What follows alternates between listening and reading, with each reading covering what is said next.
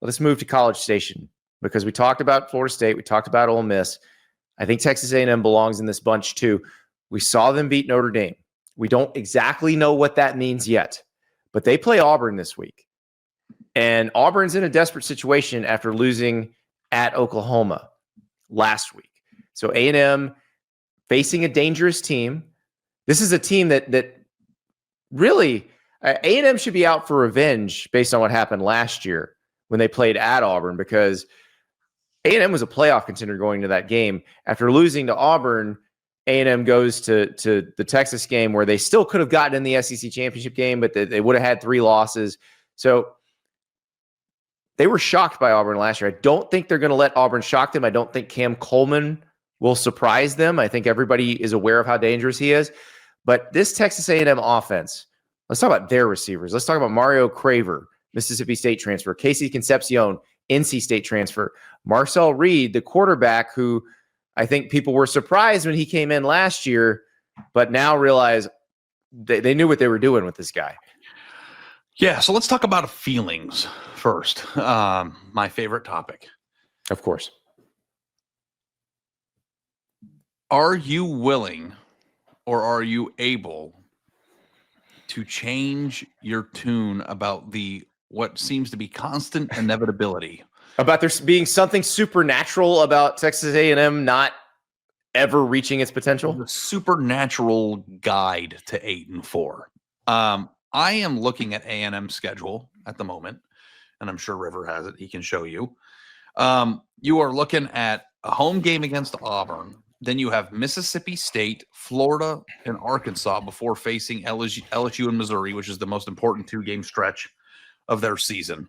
South Carolina, Samford, and then they close at Texas. I think that we have to be 10-2 against this schedule to make the playoff this year.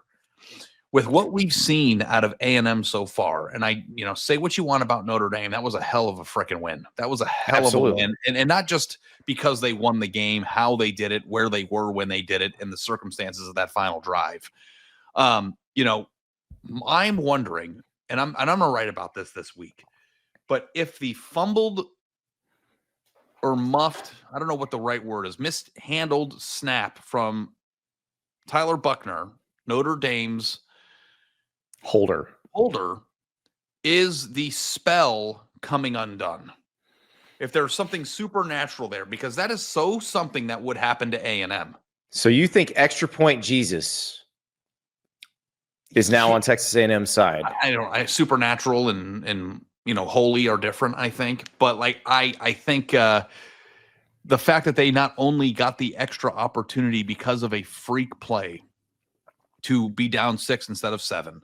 And then not only did that happen, they capitalized on it by converting on 4th down in goal from the 12-yard line. Makes me feel like maybe it's time for the dice to start rolling numbers for A&M. Maybe the past bad luck is now on their side. This is the karma evening out. And if A&M actually does possess one of the best offenses in college football, and I don't know if you're there yet, I don't know that I'm there yet, but what I do know is I love the sum of the parts. I love Marcel Reed and what he showed in that drive. I love their offensive line. Le'Veon Moss, the running back, is one of the most underrated running backs in all of college football. That kid runs so hard. And then you add in 2 very capable receivers who are not only good, but producing. A&M has had good receivers in the past that haven't produced. The last time they had a bona fide number 1 receiver that lit college football on fire literally was Mike Evans, right? Right. And they had Evan Stewart on their team. They've had other guys on their team that just never really matriculated into something great. But if you start to actually buy the hype that A&M can score and score at will on anybody, because I don't think, Notre Dame's defense scoring 41 is something that we just, throw away as Notre Dame's defense stinks. That is an incredible performance. And then you look at this roster, where is the 3rd and 4th loss? Now, obviously, that doesn't rule out A&M being A&M, which is losing games it shouldn't, right? If A&M goes and loses to South Carolina or something, or Mississippi State, I don't know. But if they beat Auburn on Saturday and then they beat Florida, even if they go 1-2 against Missouri, LSU, and Texas, that's probably a playoff resume. And who knows, maybe even an SEC championship level resume. talk myself into, I am closer to A&M. My wife went there. I have a lot of Aggie friends, but all I see from them all the time, and I'm talking to you, Warren, specifically, a very big Aggie who listens to the show, and I appreciate it, is that like they have this existential dread that the shoe is going to drop. Okay, well, we're feeling good right now. Next week it's just all going to come back to, just Aggies being Aggies.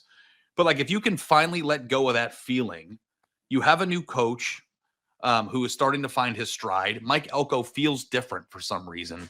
I am willing to buy in at both the roster level and the feelings level. Now, this brings us to our defense.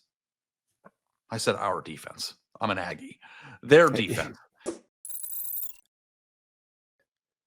want to tell you about Huel, the world's #1 complete nutrition.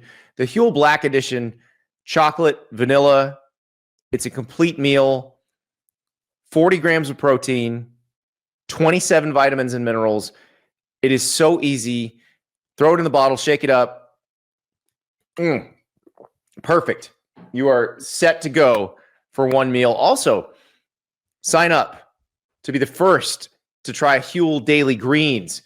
42 vitamins, minerals, and superfoods, super greens, adaptogens, lion's mane mushroom, 4 grams of fiber, electrolytes, and antioxidants, all in one can. Get your day started the right way with Huel. Go to Huel.com, Huel.com. Use the promo code Staples15, so Staples15. You get 15% off your first purchase of $75 or more, plus a free gift.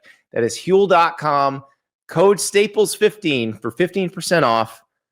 First purchase $75 or more, and a free gift. Huel, the world's #1 complete nutrition. All right. So you can say whoop, but I can't. Right? I can't. No, I actually just like, you can't if you didn't. I do it all the time. You're not supposed to unless you went there. I don't have a ring. I can't hit him with the whoop. You've never dunked your Aggie ring. Mm-mm. I do love all their traditions. Britt Lofter. It looks like it's so much fun to have gone there and be a part of that club, except for the part of the supernatural 8-4 thing.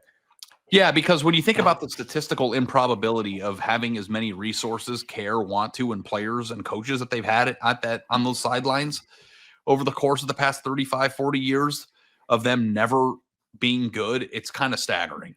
Like, it almost feels Cleveland Brownish to me. Like, what is wrong with there's something wrong with the entity that is removing it. I'm going to throw all that aside. And like, I think I might even just say, like, as we're asking the question, is this team good? Like, I think I might put my neck out there and just say, I think A&M is going to make the playoff this year. Like, can I just like make that prediction right now? Yeah, go ahead. I really do think they're going to, like, I wholeheartedly believe they're going to do it.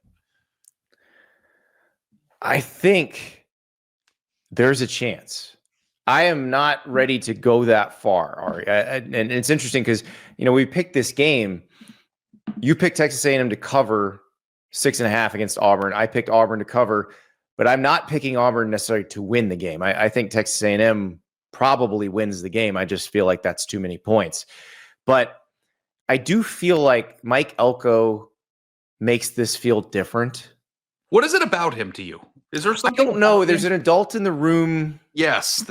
Feeling to him that A&M hasn't really had. And look, I feel bad because I think there's some revisionist history with Kevin Sumlin. Yeah. Kevin Sumlin's one of the best coaches they ever had at Texas A&M. Mm-hmm. But it did feel like they'd have these hot starts and then just fall off the table. And Elko feels like he can keep them steady. Now, I say that with no real evidence of that because they did lose 2 games right at the end of the season last year. So maybe that's not true. But he gives off that vibe. Mm-hmm. And he wasn't boastful about anything. But I will tell you, I was in Destin at the SEC spring meetings. And it sort of passed unnoticed when he said it. But I took a little mental note when I sat in there and listened to him say this. He said, I like our team better in every position group. I like our roster better in every position group. And you and I talked to him last year.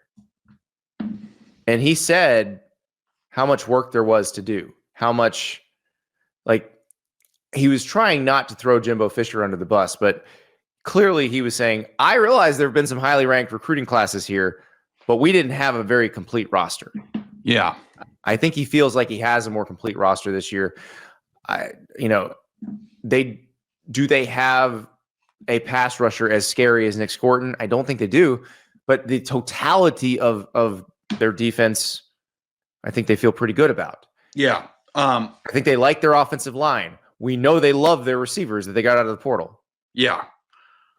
The adult in the room thing is very interesting. Now, listen, Kevin Sumlin assembled a football team that if they competed in this era might have done something. Oh my God. The 2012 Texas A&M team in the playoff would have been the scariest team in the country. Yeah. And I believe that the adult in the room theory is great because it felt like Jimbo Fisher was just kind of all over the place.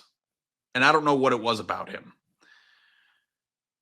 He just never was the same guy that he was when he was building up Florida State. And I don't know if something changed, if it was the amount of the contract, the guarantee. I don't want to ascribe anything to Jimbo Fisher either way. But the fact of the matter was he was not the coach that they hired.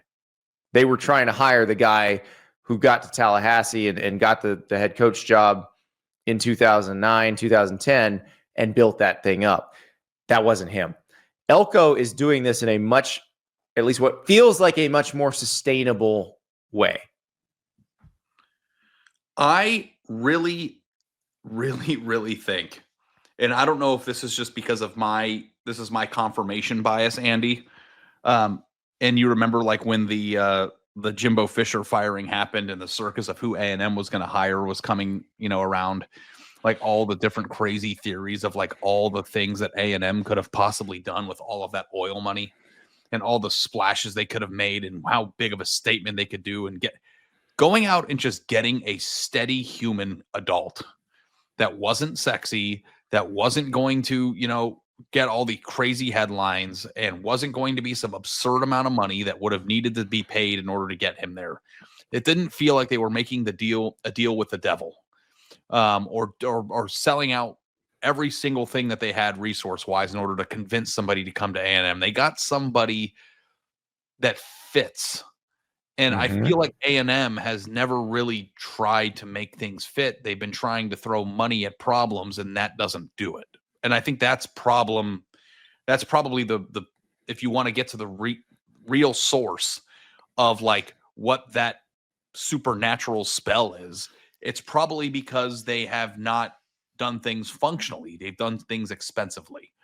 This wasn't the most expensive move they could have made. It wasn't the sexiest move they could make, but it was the most functional one. And if they have an adult functional coach in charge of players this good, I don't believe in supernatural crap. I don't even like the supernatural movies. Like we know you don't. I don't watch any of them.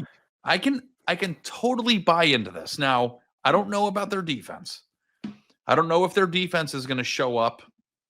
And we don't know if they are susceptible on defense or they just ran into a really good Notre Dame offense. We're going to find out. Although Miami's defense did not give up that many points to Notre Dame, but in UTSA and Utah State both scored 3 touchdowns on them.